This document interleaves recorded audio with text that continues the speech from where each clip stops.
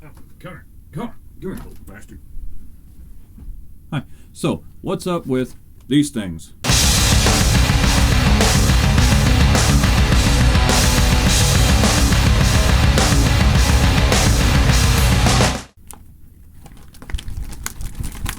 So what's the story behind my mask? Let's talk about it. I choose to wear a mask because I wanted to separate my physical self as a person to the artistic self. So I decided to put on a mask to give my music and my creations an image to go with it, rather than just have the same old face as anybody else, which we all look different. But if a person is wearing a mask in a crowd, who will you see? A face of a person or the face of a mask? I also didn't want people to know who I was, and they still don't, and it's nice, because I don't want people to focus on who I am compared to who I really am. Now that may sound backwards to you, so let me explain.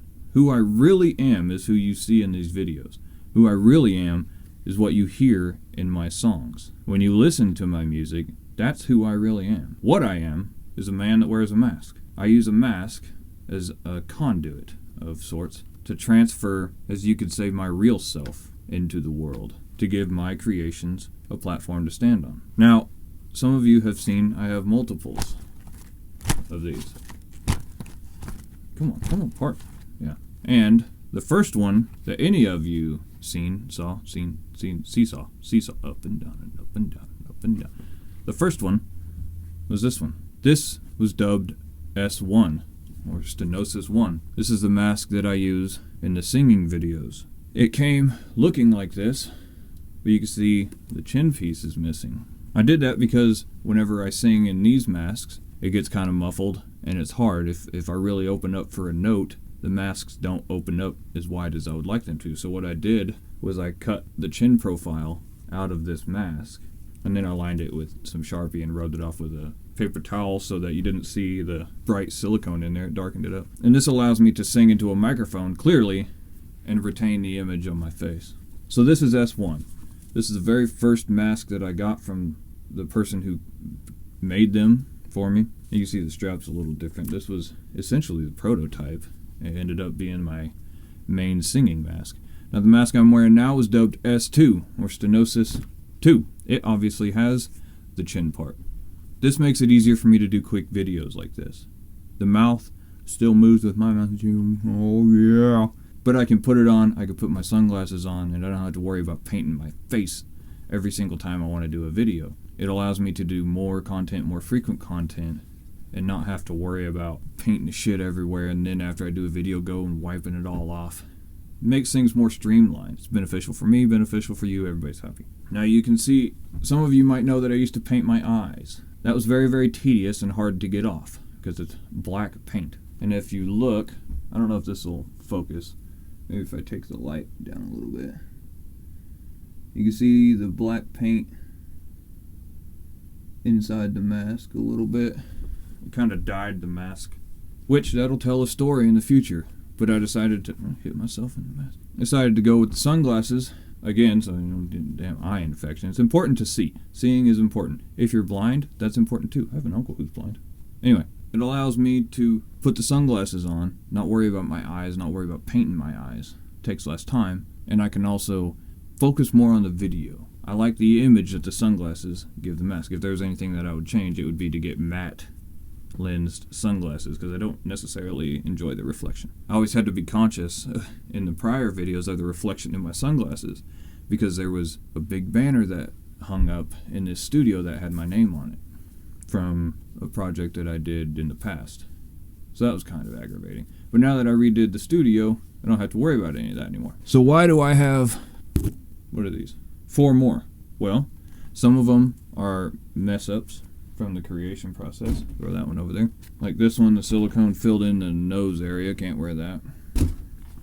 But most of them are fine. And the reason I have them is in case anything happens to this one or the other one. I used to have an extra one, but whenever I was filming a video, it was dropped in a fast-moving creek for video effect. It was supposed to look pretty cool. It wasn't necessarily discussed or realized that the masks are going to sink. So it's probably in the ocean about now.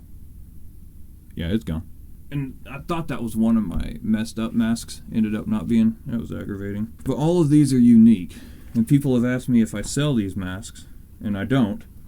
Because the ones that I have here, these ones and the ones that I've thrown over there like this, are the only ones that exist. I have them as backups. In case this one gets old and tears. Or something. It's nice to always have a backup. Now, to answer a question that some of you have asked and some of you may have on your minds, will I ever take the mask off and show who I am? I don't know. Right now, probably not. I'm sure one day people will either figure it out or I'll show who I am. I mean, Corey Taylor didn't keep his mask on forever. But the important factor for my mask is I am Stenosis and the mask is Stenosis. And all of you are the Stenosis Society. We're all formulated behind the idea of the mask behind the face. It's a place where we can show who we really are. A face is just a face. We all wear this mask whenever we're talking to people. It's not a physical mask. It's an emotional mask. It's a mask of pleasantries. The idea behind this is to get rid of that.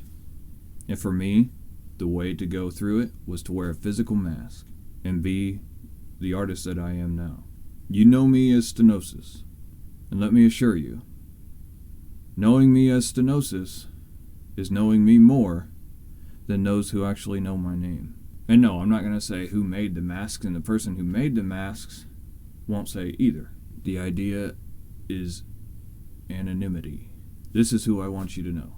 If you want to see more about the life of a musician, you want to learn more about me, and you want to join the Stenosis Society, don't forget to subscribe, hit like on this video, and follow me on Facebook, Instagram, and Twitter at Stenosis Music. The links are down below. I look forward to seeing you next time. Actually, since we're talking about it here, I'll go ahead and show you the back of this one.